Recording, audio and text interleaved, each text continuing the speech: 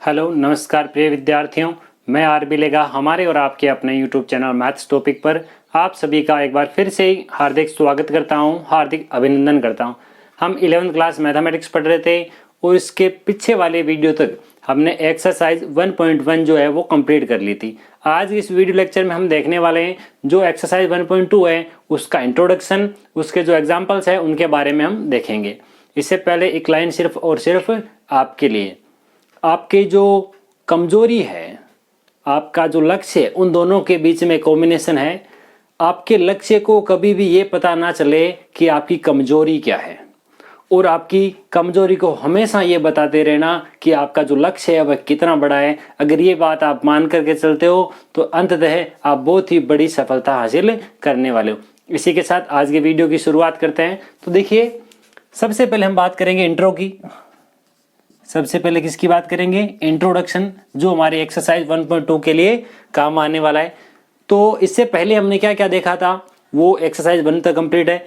अब आज जो 1.2 है उसमें हमारे पास में क्या क्या आने वाला है। सबसे पहले हमारे पास में आएगा जो विभिन्न प्रकार के समुच्चय है। क्या लिख रहे हैं हम? विभिन्न प्रकार के समुच्चय। कितने प्रकार के समुच्चय, उनके बारे में बात करेंगे। सबसे पहला हमारे पास प्रकार है कि रिक्त समुच्चय। कौन सा समुच्चय है? रिक्त समुच्चय, या इसको और भी एक नाम से पुकारा जाता है जिसका नाम है शून्य समुच्चय। रिक्त समुच्चय या शून्य समुच्चय, यानी कि कौन सा हमारे पास में रिक्त समुच्चय है? Empty set, EMPTY, empty set या जीरो सेट, ये हमारे पास हो गया। अब इसकी डेफिनेशन क्या होती है वो भी हम अच्छी प्रकार से लिखेंगे। पहले आप अच्छी प्रकार से समझिएगा, उसके बाद में आप अच्छी प्रकार से नोट कर सकते हैं, नोट्स बना सकते हैं। तो एम्प्टी सेट यानी कि जो रिक्त समुच्चय है वह क्या होता है? ऐसा समुच्चय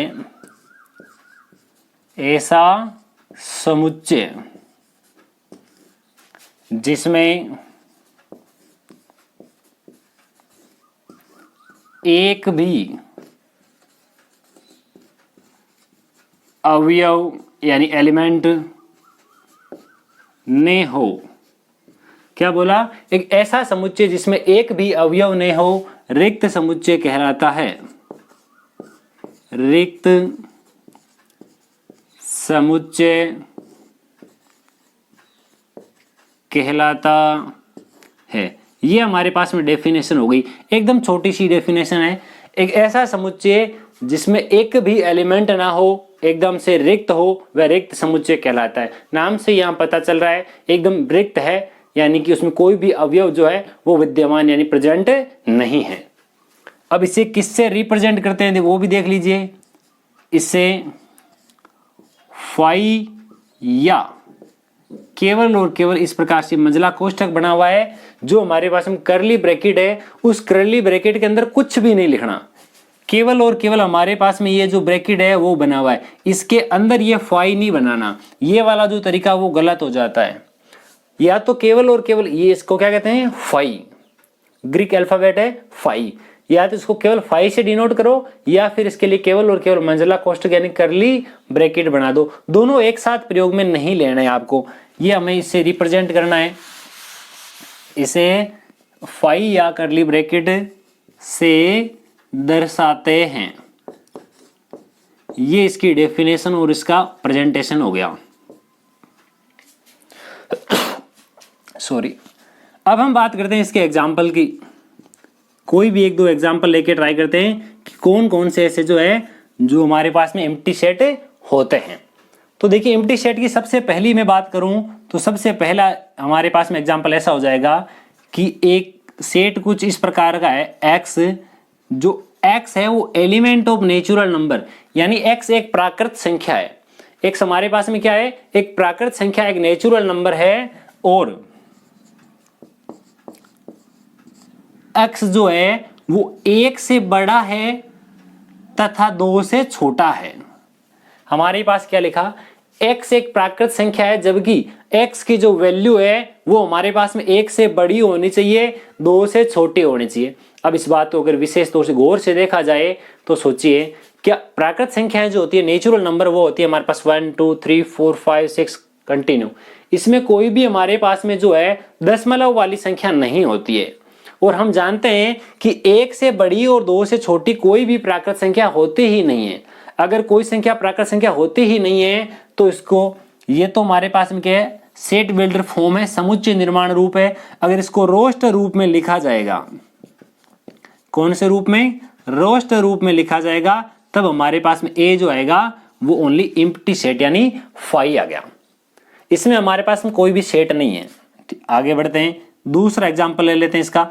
हमारे पास में कोई एक ऐसा सेट दिया हुआ है x element of natural number.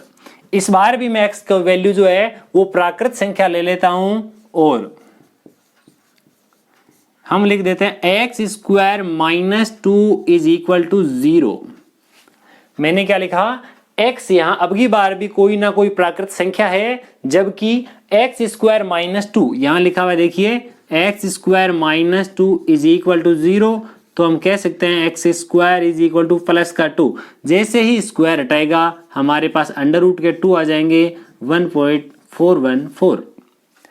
जबकि ये तो हमारे पास नेचुरल नंबर प्राकृत संख्या है, प्राकृत संख्या कभी भी पॉइंटों में नहीं होती, इसलिए इसका भी जो हमारे पास में रोस्टर मेथड है, जो रोस्टर रूप है, उसमें अगर लिखा जाएगा तो हम यहाँ ऐसा कह देंगे, यहाँ पर भी जो है वो कितने हैं, 5। इसमें अवयवों की संख्या कुछ है ही नहीं, यहाँ एक भी अवयव उपस्थित नहीं है, इसलिए 0 हो गया। इसी प्रकार का एक तीसरा भी ऐसा भी हो सकता है,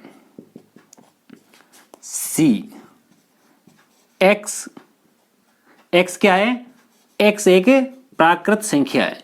अब प्राकृत संख्या में अगली बार थोड़ी सी कंडीशन अलग से डाल रहा हूं, देखिए जहां पर जो है मैं कह देता हूं और x एक अभाज्य, x एक अभाज्य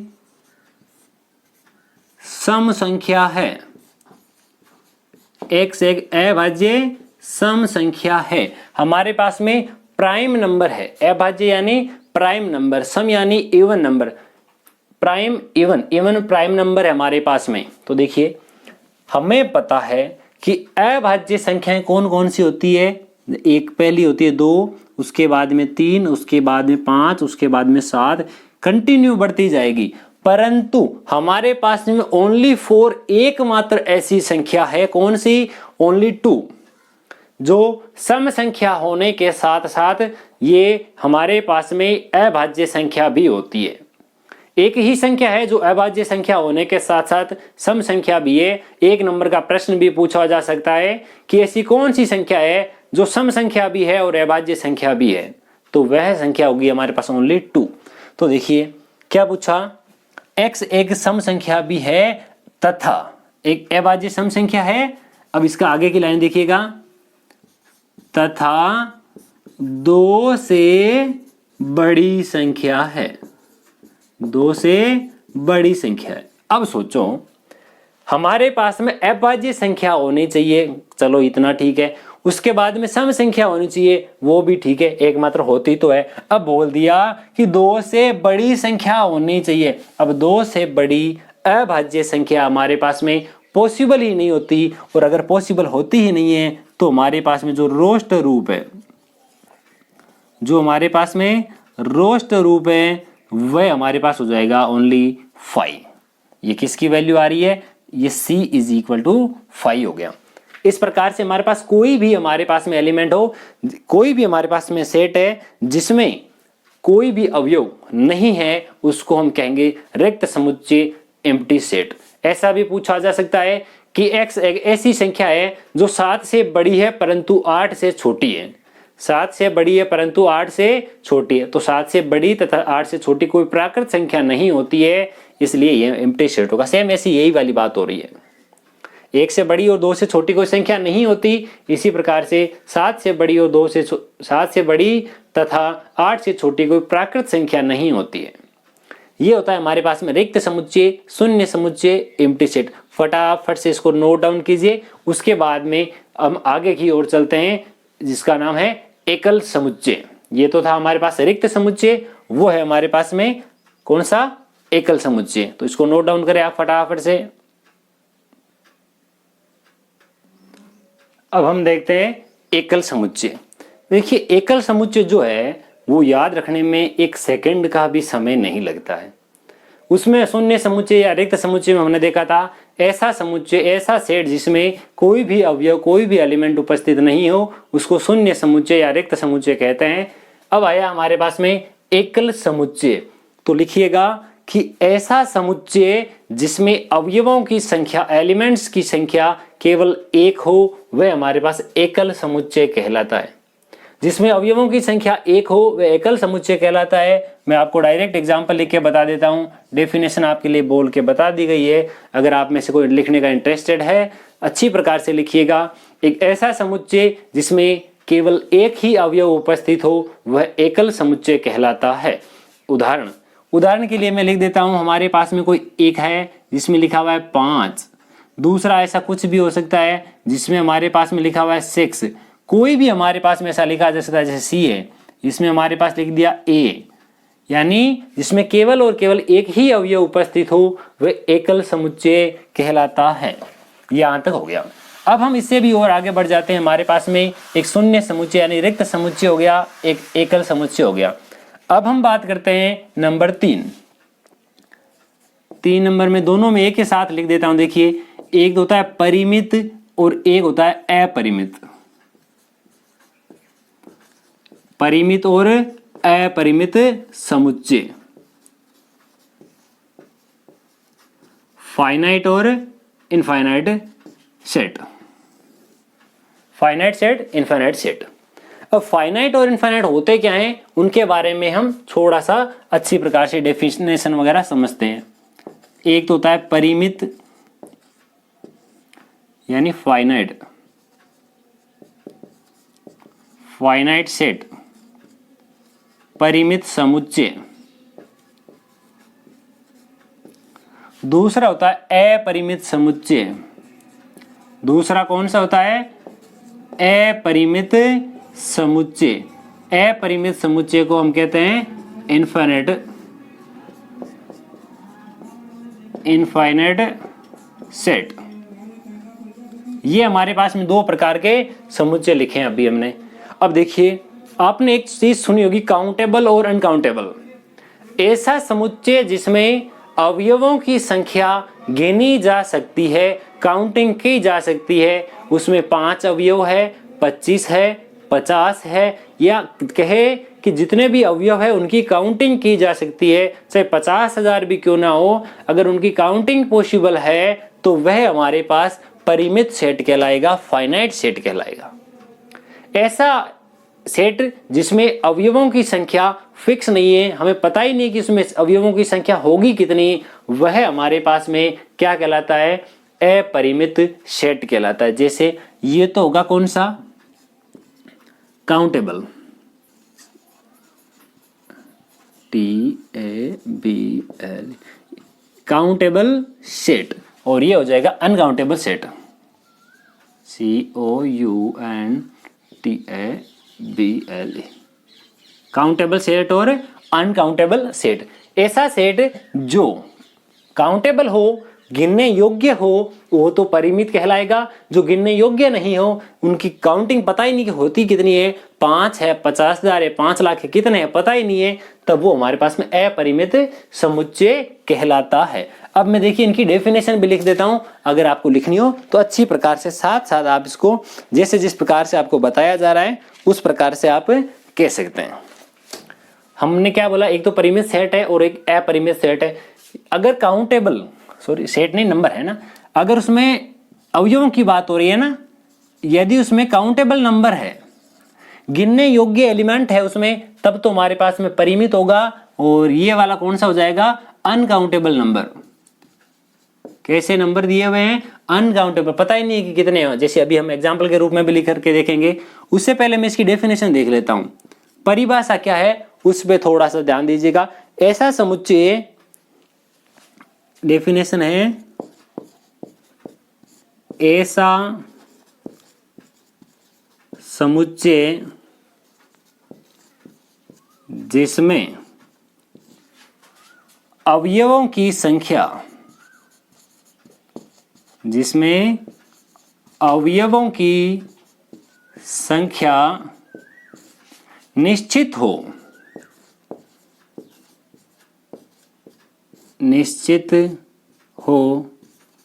वह परिमित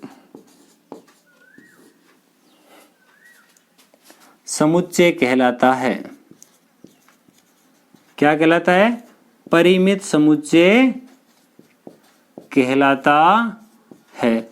अगर ऐसा नहीं है, यानी कि अन्यथा, अगर ऐसा नहीं है, अन्यथा वह अपरिमित इनफाइनाइट सेट कहलाता है। अपरिमित समुच्चय।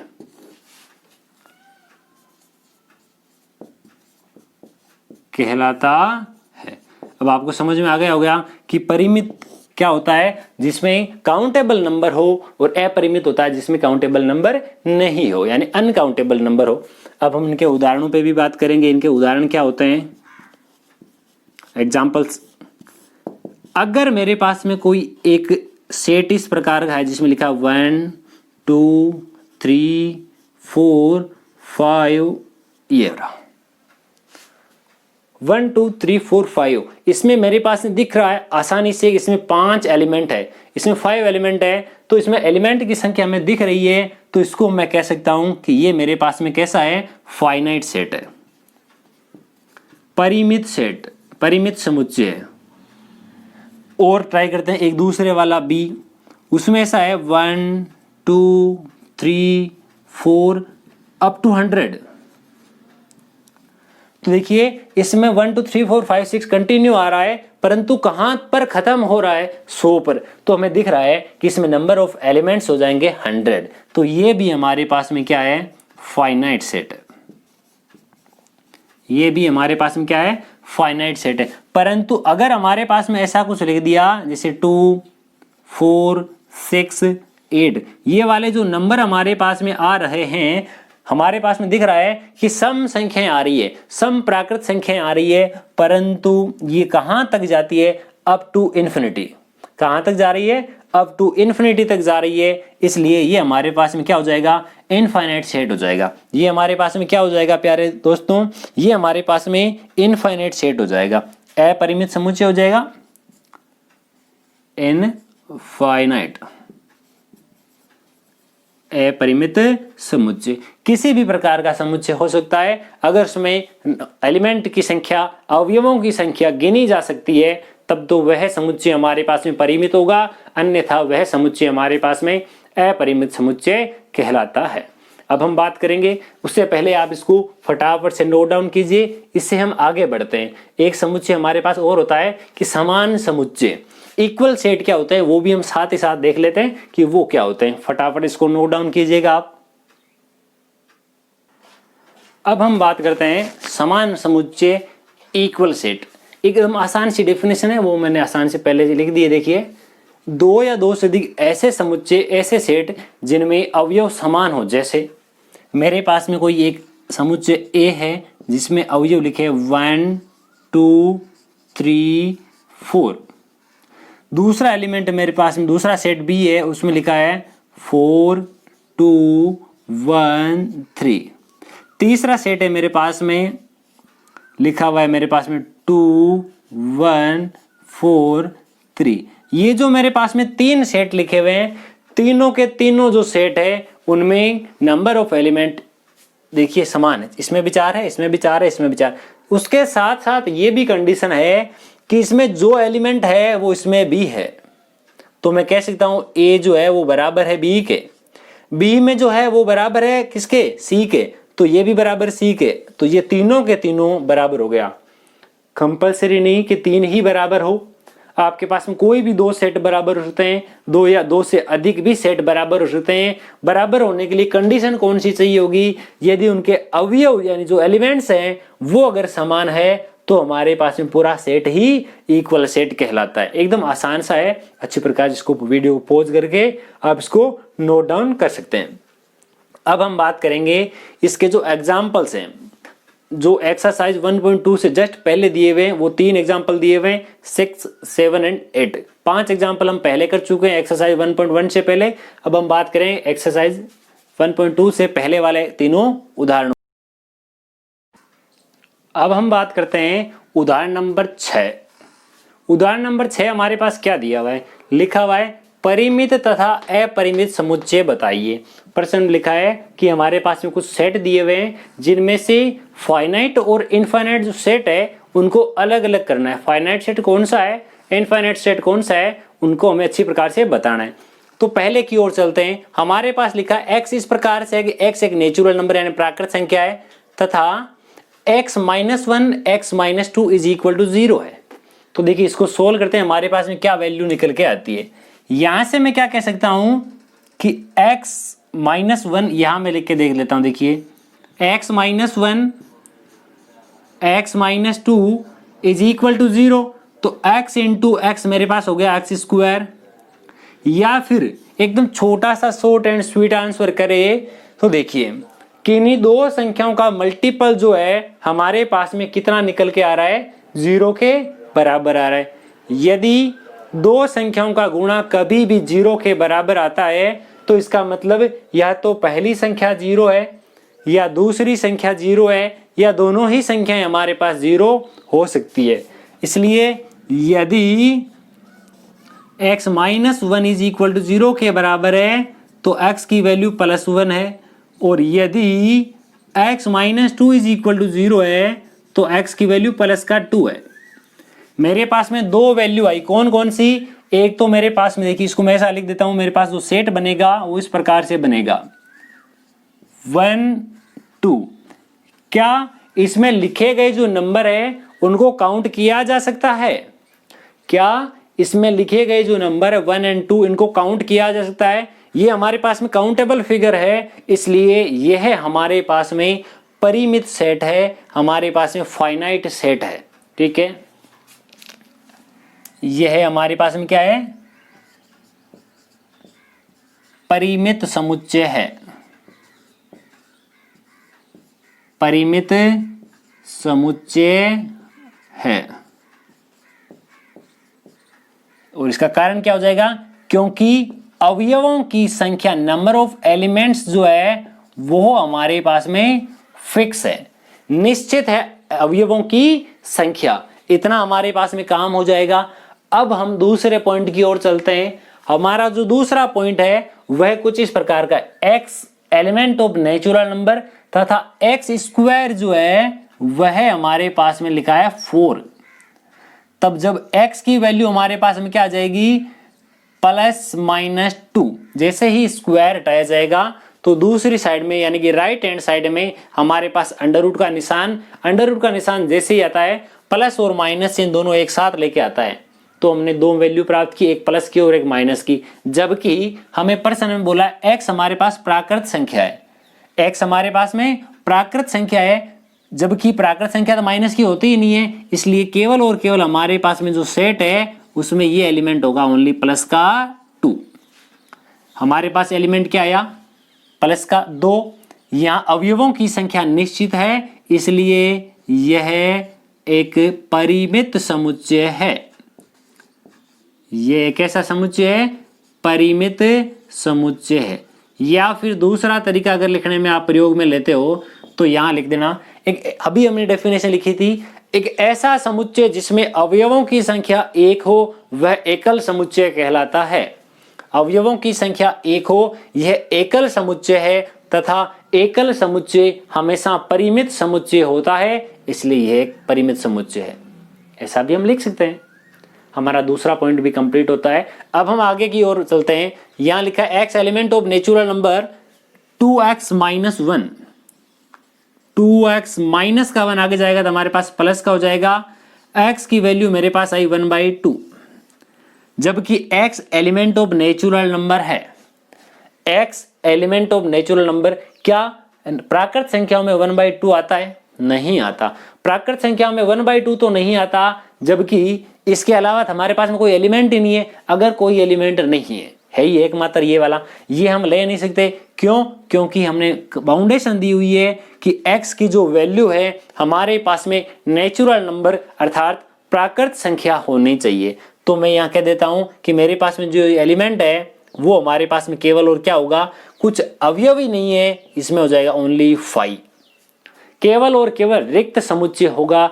हमें पता है रिक्त समुच्चय में अवयवों की संख्या 0 होती है। 0 हमेशा, जो रिक्त समुच्चय है वह हमेशा क्या होता है, हमेशा परिमित समुच्चय होता है। यह रिक्त समुच्चय है। कैसा समुच्चय है? रिक्त समुच्चय है। रिक्त समुच्चय हमेशा कैसा होता है? परिमित समुच्चय होता है। रिक्त समुच्चय परिमित समुच्चय होता है। परिमित समुच्चय होता है, इसलिए ये एक परिमित यानी फाइनाइट सेट है। ये भी हमारे पास परिमित समुच्चय हो गया। अब हम इससे भी और आगे वाले प्रश्न की ओर चलते हैं। हमारा जो नेक्स्ट पॉइंट है वो क्या दिया हुआ है, देखिए लिखा है x element of natural number. x हमारे पास कोई एक प्राकृत संख्या है जिसमें x एक अभाज्य संख्या, हमारे पास कोई प्राइम नंबर की बात की जा रही है। इसको मैं d मान लेता हूं। कंपलसरी नहीं कि आप ABCD ही मानो, मैंने अपनी इच्छा के अनुरूप माना है। ABCD सबको अलग से मान लिया। अब मैं इसको क्या कह देता हूं, अभाज्य संख्या होनी चाहिए। अभाज्य संख्या कौन कौन सी होती है? 1 होता है, 2 होता है, 3 होता है, 5 होता है, 7 होता है, 11 होता है, 13 होता है, 17 होता है, 19 होता है। इस प्रकार up to infinity. Up to infinity. यहां अवयवों की संख्या अनंत है। यहां अवयवों की संख्या, अवयवों की संख्या अनंत है, या आप कह सकते हो निश्चित नहीं है। इसलिए यह एक अपरिमित इनफाइनाइट सेट है, अपरिमित समुच्चय है। अपरिमित समुच्चय हो गया। कौन से की बात हो रही है? नंबर 4 की। अब लास्ट वन इसका दिया हुआ है, x प्राकृत संख्या है, x एक विषम संख्या है। अब विषम संख्या कैसे होगी? विषम संख्या हमारे पास में हो जाएगी ये वाली 1, 3, 5, 7, 9, 11, 13, ये वाली अप टू इन्फिनिटी। तो इसमें भी सेम यही वाली लाइन लिखी जाएगी कि यहां अवयवों की संख्या अनंत है, इसलिए यह हमारे पास में अपरिमित समुच्चय है। जिसमें अवयवों की संख्या फिक्स है ही नहीं, अनकाउंटेबल है, वह हमारे पास अपरिमित समुच्चय होगा। ये हमारे पास काम हो गया। ये हमारा क्वेश्चन नंबर 6 जो है वो यहाँ कंप्लीट होता है। आशा यानी पूर्ण विश्वास है कि आपको ये क्वेश्चन जो है बहुत ही अच्छी प्रकार से समझ में आया होगा। अब हम इसे नेक्स्ट जो एग्जाम्पल है, एग्जाम्पल नंबर 7 पे बात करेंगे। उससे पहले वीडियो को पॉज करके आप इसको आसानी से नोट कीजिएगा। अब हम बात करते हैं एग्जाम्पल नंबर 7। तो देखिए हमारा जो एग्जाम्पल नंबर 7 है वो क्या दिया हुआ है। एग्जाम्पल नंबर 7 है, इसमें बोला है समान समुच्चयों को छांटिए। 1, 2, 3, 4, 5 हमारे पास में 5 सेट दिए हुए हैं। इन पांचों में से कौन कौन से समान है वो हमें बताने। तो देखिए ये जो लिखे हुए हैं जिस रूप में, इनको मैं पहले रोस्ट रूप में लिख लेता हूं, आसानी से मुझे पता चलेगा। जो ए लिखा हुआ है, ए तो यानी 0 है, केवल एक ही सेट है हमारे पास 0, ये रहा। बी जो है उसको क्या लिखा जा सकता है, एक्स एक ऐसी वैल्यू होनी चाहिए जो 15 से बड़ी हो। एक्स की जो वैल्यू हमारे पास में 15 से बड़ी हो, तथा एक यहाँ टाइपिंग मिस्टेक है, 15 के साथ यहां जो वैल्यू है ये केवल और केवल ये 5 ही है। एक्स एक ऐसी वैल्यू जो 15 से बड़ी तथा 5 से छोटी हो। अगर 5 से छोटी और 15 से बड़ी ऐसी कोई संख्या नहीं होती है। जो 5 से तो हमारे पास में कैसी हो, देखिए 15 से बड़ी 5 से छोटी कोई संख्या नहीं होती है। कोई संख्या नहीं होती है तो ये हमारे पास में आ जाएगा रिक्त समुच्चय यानी फाई। मैंने बताया था फाई को ऐसे कभी भी मत लिखना, ये वाला करली ब्रैकेट के अंदर नहीं लिखना है, केवल और केवल फाई का निशान बना दिया। तीसरे वाला जो सी है, एक्स -5 इज इक्वल टू 0, तो ये माइनस का 5 आगे जाएगा तो हमारे पास प्लस का 5 हो जाएगा, ये वाला 5। ये भी हमारे पास एकल समुच्चय है। नेक्स्ट हमारे पास डी जो है वो क्या है, X square is equal to 25। जैसे स्क्वायर हटाया जाएगा आगे की साइड में रेडिकल साइन अंडर रूट का निशान आएगा जो कि प्लस और माइनस दोनों के चिन्ह लेके आता है। एक माइनस का 5 भी होगा, एक प्लस का 5 भी होगा। माइनस और प्लस 5 दोनों के दोनों आने वाले हैं। अब बात करते हैं लास्ट वन यानी ई में। जो एलिमेंट ई है उसमें हमारे पास लिखा हुआ है कि X square -2x -15 is equal to 0। यहां मैं इसके देखिए फ्रैक्शन कर देता हूं, इसके टुकड़े कर देता हूं। 5x माइनस ये प्लस का 3x -15 इज इक्वल टू 0। यहां इन दोनों में x कॉमन आ रहा है तो x -5, इन दोनों में 3 कॉमन आ रहा है तो x -5 इज इक्वल टू 0। यहां से मेरे पास आ जाएगा एक तो x -5, एक x +3। यहां से अगर देखा जाएगा तो हमारे पास में आ जाएगा x का मान प्लस का 5, और यहां से अगर देखा जाएगा तो x का मान हमारे पास में माइनस का 3 आ जाएगा। दो मान आ रहे हैं x के, कौन कौन से मान आ रहे हैं उनमें से देखिएगा हमारे पास में एक तो 5 आ रहा है, एक माइनस का 3 आ रहा है। अब हम वापस एक बार इसमें देखते हैं कि हमारे पास सेट बिल्डर फॉर्म में लिखा था समीकरण है, इसका धन पूर्णांक मूल लेना है, जो ऋणात्मक है वो मुझे लेना नहीं है। ऋणात्मक क्यों नहीं लेना, क्योंकि बोला है केवल और केवल धनात्मक पूर्णांक लेना, इसलिए ओनली ये प्लस वाला नंबर होगा 5।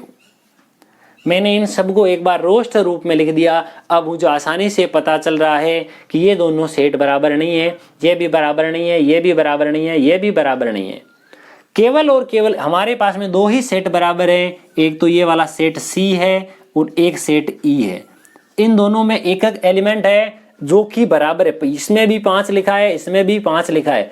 डी बराबर क्यों नहीं है, क्योंकि इसमें माइनस का 5 भी इंक्लूड है।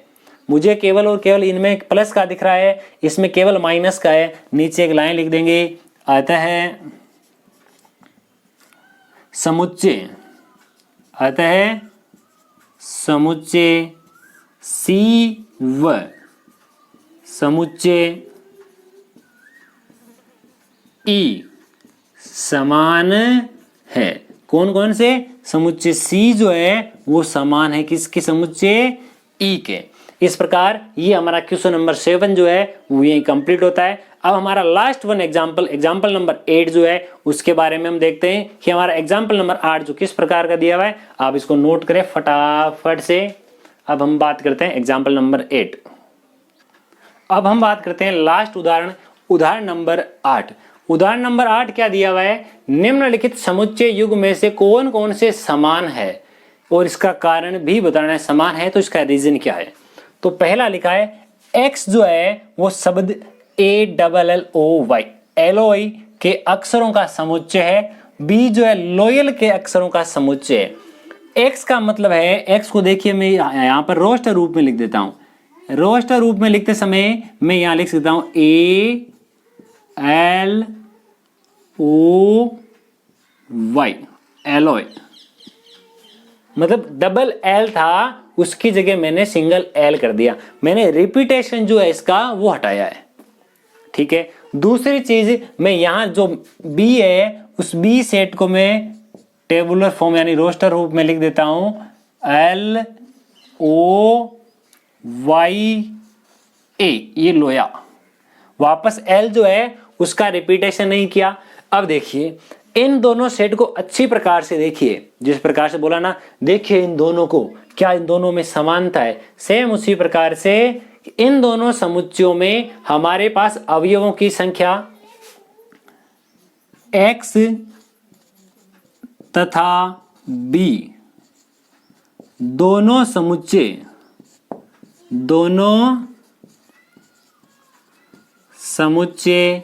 समान है। दोनों समुच्चय समान है क्योंकि दोनों में समान अवयव,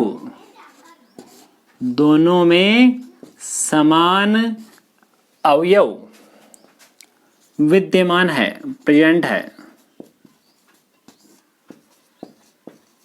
ये हमारे पास ऐसा कुछ है। ये तो हमारे पास इन दोनों के लिए हो गया, ये पहला पॉइंट हमारे पास कंप्लीट है। ये जो दोनों है वो हमारे पास समान है, इसको मैं ऐसे भी लिख सकता था x is equal to b, दोनों बराबर है।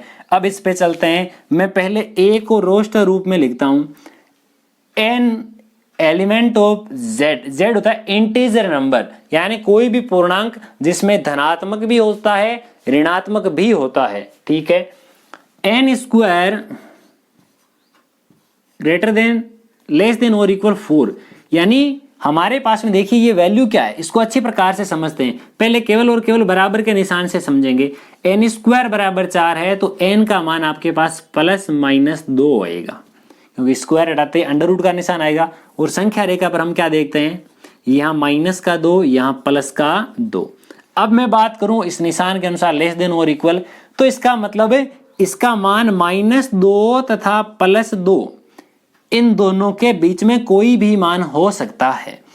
बराबर का मतलब ये दोनों खुद हो सकते हैं, और इनके बीच का कोई भी मान आए वो भी हमारे पास पॉसिबल हो सकता है। ये खुद हो सकते हैं, इसका मतलब -2 हो सकता है, -1 हो सकता है, 0 हो सकता है, +1 हो सकता है, प्लस का 2 हो सकता है। इतने एलिमेंट हमारे पास यहाँ होते हैं -2 तथा +2 के बीच में, जब इन दोनों को खुद को भी इंक्लूड किया जाता है। ये हमारे पास एलिमेंट जो हमारे पास सेट है वो सेट ए आ गया। अब हम सेट बी की बात करते हैं। हमारे पास में जो सेट बी है वो क्या आएगा, सेट बी कुछ ऐसा आएगा, एक्स स्क्वायर, यहाँ लिखा है X square -3x + 2 is equal to 0।